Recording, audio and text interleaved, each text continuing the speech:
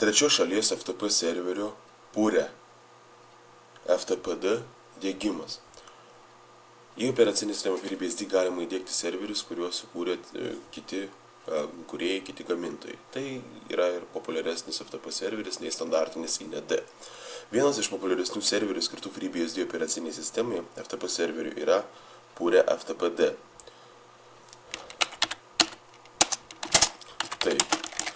Dabar diegsim šį serverį iš portų. Norint diegti programą ar programas iš portų, reikia nueiti į katalogą esantį šakninėme kataloge.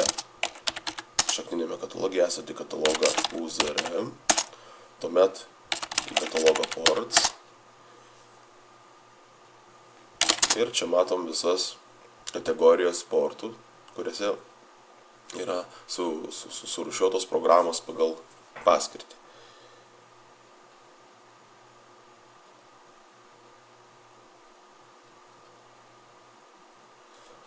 Taip, FTP serveris yra FTP kataloge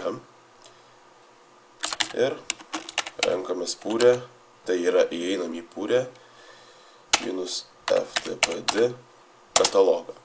Diegimas iš portų vykdomas naudojant komandą make install clean. Ir spaudžiam Enter. Labai dažnai šiuolaikinės programos diegimo metu leidžia parinkti tam tikras nuostatas. Mokantis užteks standartinių nuostatų, todėl nieko nekeičiam ir spaudžiam OK.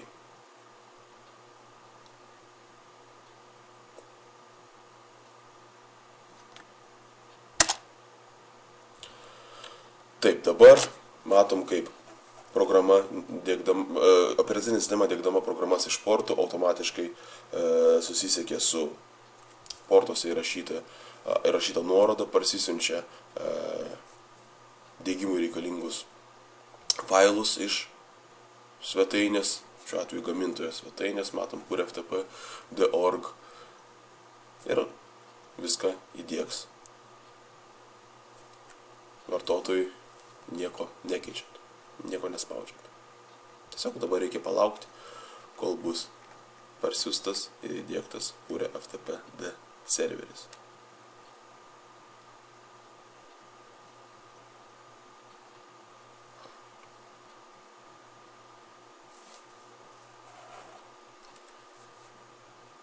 Diegimų iš portų, pakartosiu, reikalingas interneto ryšys. Jeigu nėra interneto ryšio, tai tada reikia diegti iš kompaktinio disko arba iš prieš tai kitame kompiuteryje, kuriame yra internetas, parsisiųstų binarinių failų.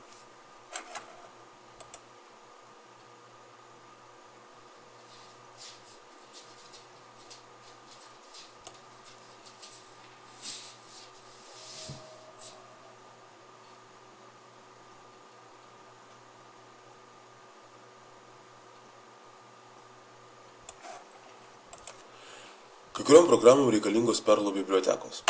Spaudžiam OK, kad jas operacinė sistema įdiegtų kartu su programa.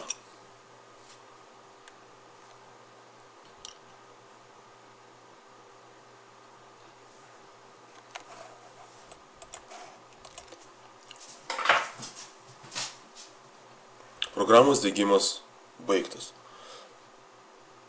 Naudojame komandą pure FTPD serverio konfigūravimas. Konfigūracinė byla, pagrindinė konfigūracinė byla saugoma kataloge.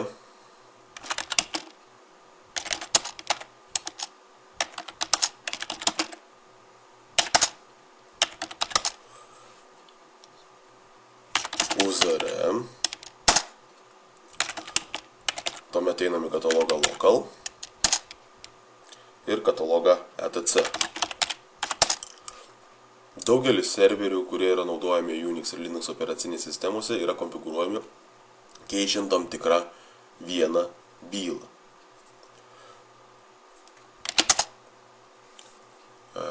Pure FTPD turi konfigūracinę bylą, kurios nustatymai yra keičiami, jinai vadinasi pure FTPD conf. Standartiškai yra sukūriama sample byla tai yra kaip pavyzdys, arba kitaip tariant, ją galima panaudoti kaip atsarginė. Tikrai rekomenduotina pasidaryti atsarginę kopiją kiekvieno serverio konfiguracinės bylos, nes jeigu kas nors atsitinka, mes galim ją užkeisti ir vėl dirbti toliau konfigūruoti. Taigi, norint, kad veiktų PureFTPD serveris, reikia bylą PureFTPD conf sample pervadinti į PureFTPD conf sample pervadinti į PureFTPD.conf be sample.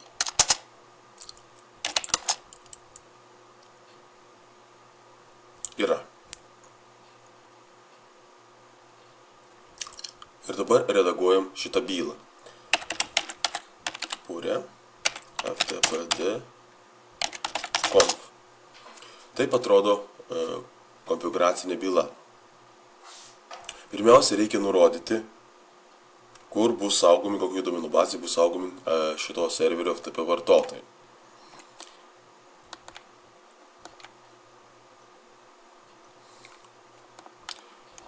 Reikia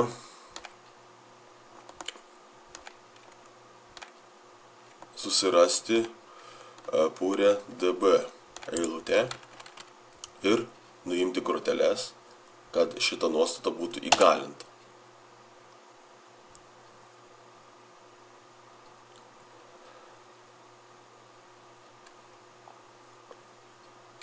Kitas labai svarbus nustatymas, kad kuriant vartotojus, nes šitame serveryje vartotojai kuriami bus kitų būdų nei INED, automatiškai būtų sukūriamas ir namų katalogas tų vartotojų, kad nereikėtų rankinių būdų kurti jų. Taigi, ta nuostata yra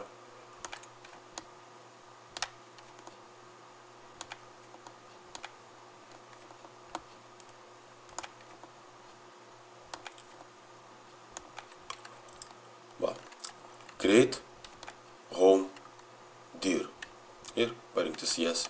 Vėlgi reikia nutrinti korteles ir bus įgalinta šita nuostata. Kaip sukurti vartotojams kvotas? Tame pačiame faile galima keisti eilutėje kvotą, vartotojų kvotas. Pirmas skaičius reiškia, kiek bylų vartotojai galės laikyti savo namų kataloge. Pagal nutylėjimą yra parinkta 1000. Mes galim padaryti 10 bylų, tik tai 10 bylų. Antras skaičius po dvitaškių yra kiek megabaitų. Šiuo atveju yra parinkta 10 megabaitų. Mes galim padidinti iki 20 10 bylų ir 20 megabaitų. Tai kažkur, tarkim, jeigu viena byla užima 2 megabaitus koks paveikslėlis, tai, sakykim, 10 paveikslėlių bus galima saugoti. Kaip pavyzdžiui.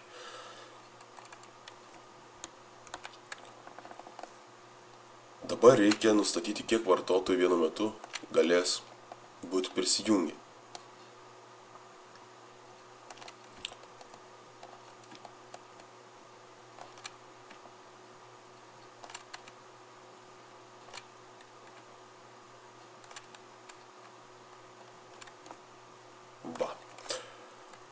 Max client numbers. Tai reiškia, kad kiek vienu metu, nesvarbu kokiais prisijungimo vardais, bet vienu metu prisijungusių vartotojų skaičius, kiek FTP serveris gali aptarnauti. Norint užtikrinti gerą efektyvumą, sklandų darbą, tas skaičius neturėtų būti naudojamas didelis. Tai tarkim, galima apriboti iki 5 vartotojų vienu metu. Tarkim, 5 vartotojų, viskas 6 vartotojų šiuo metu negalės prisijungti, tol kol neatsijungs vienas kažkuris iš tų prisijungusių 5.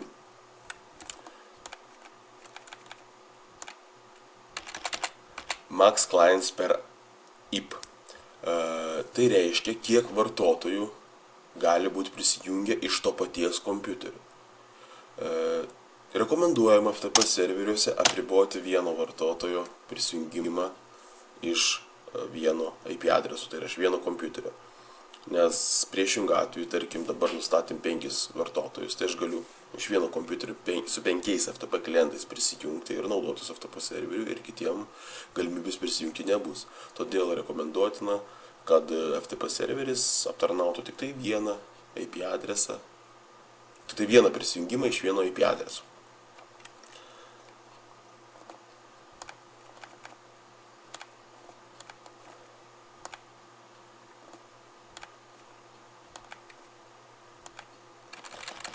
Max idle time. Tai yra laikas, atkreipti dėmesį, minutėmis,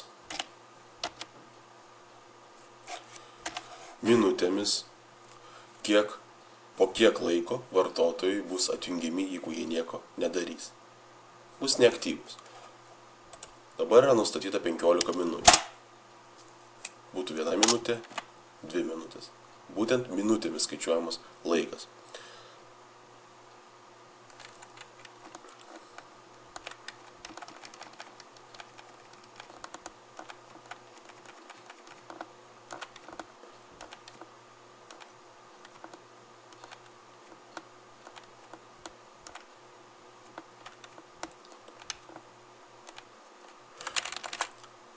Pagal nutylėjimą nuostata user bandwidth yra nenustatyta. Tai yra, jinai yra uždrausta, ją reikia įgalinti. Tai reiškia, kokiu greičiu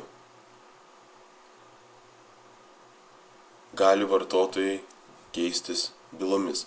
Tai yra kelti ir siųstis. Yra kilobitais per sekundę. Taigi galim apriboti į kokiu 68, tarkim. Tai reiškia, nebus apkraunamas tinklas ir nebus išnaudojamas visa tinklo greitaveika, bus tik tai kiekvienam vartotojui padalinama po tokį skaičių srauto, kiek yra nurodyta. Standartiškai naudojamas portas FTP serveriai yra 21. Šioje konfiguracinės eilutės vietoje nutrinam groteles ir galim įvesti FTP serverio IP adresą. Šiuo atveju yra localhost arba atsakinėtų visais IP adresais, kokius tik gauna kompiuteris, bet mes galėtume čia nustatyti tinkamą IP adresą, tai yra vieną ir pastovų kokį nors, ir galime pakeisti prievadą po kablelį, tarkim 121. Tuomet jungiantis prie FTP serverio reikės nurodyti būtent ne 21, o 21 prievadą.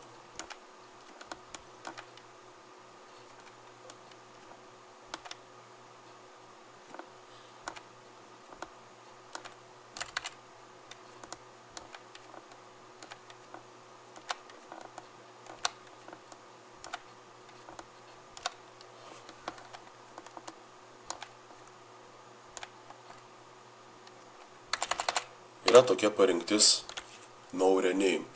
Kitaip tariant, kad vartotojai negalėtų pervadinti bylų. Tai irgi yra pakankamai svarbus dalykas, kad nesidubliuotų bylos. Kitas panaudojimo būdas, kad būtų išsaugota originali bylos statusas, originalus bylos pavadinimas. Taigi rekomenduotina vėlgi parinkti no rename, nutrinti groteles, kad būtų galinta šita funkcija, šita nuostata ir bus yes. Pagrindiniai nustatymai yra tokie. Spaudžiam escape, leave editor ir save changes, kad išsaugoti šitą FTP-conf konfiguracinę bylą. Vartotojų kūrimas. Vartotojai kūriami naudojant vidinę pure FTP-D komandą. pv user add vf ftp tarpelis -s tarpelis sbin no login tarpelis -w tarpelis no tarpelis d tarpelis user home vftp ir į priešingą pusę pakreiptas brūkšnys. Šita komanda reiškia, kad mes sukursim sisteminio lygio sąskaitą vartotojams, kuri bus susita su virtualiais PureFTPD vartotojais. Pirmiausia, reikia sukurti VFTP, tokį Virtual FTP sisteminių lygių vartotojų grupę.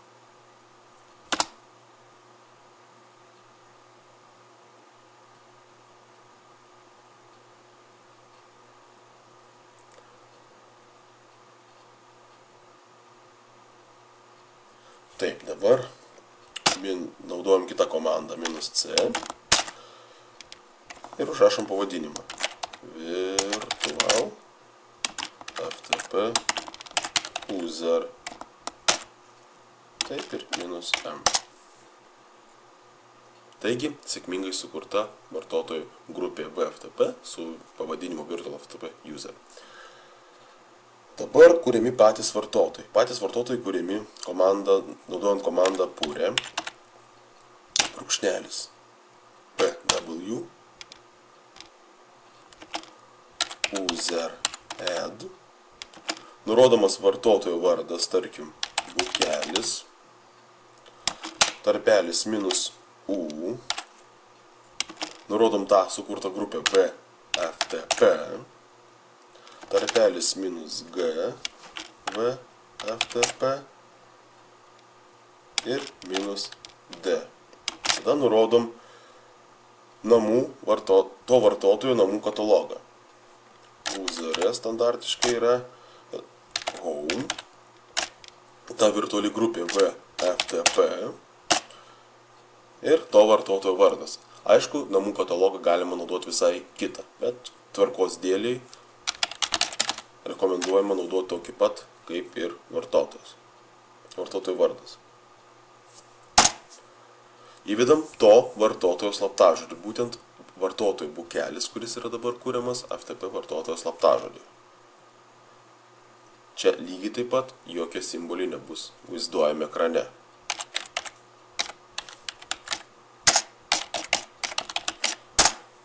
Taip.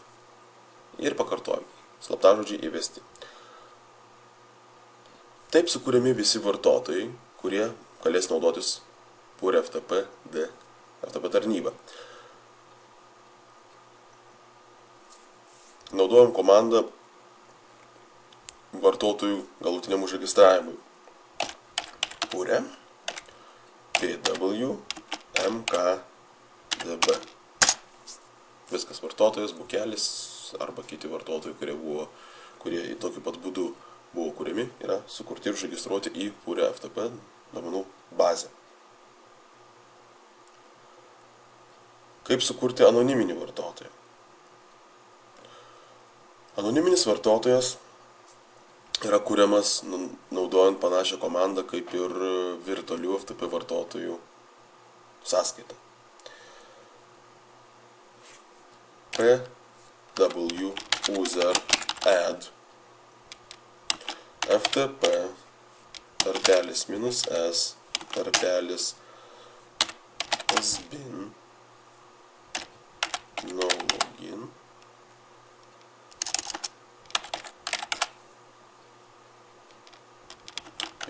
-w no -d user home ir anoniminiams vartotojams yra grupė FTP. Registruotiems vartotojams buvo BFTP, o čia naudosim FTP. Taip. -c. Pavadinimas anonymous FTP user -m. Anoniminis FTP vartotojas sukurtas. Teisė suteikiamas nueinant į jų namų katalogą ir naudojant komandą chmod. Kaip paleisti FTP serverį? FTP serveris PureFTPD yra paleidžiamas iš katalogo UZR. Taip, įeinam į katalogą UZR. Tuomet į katalogą local.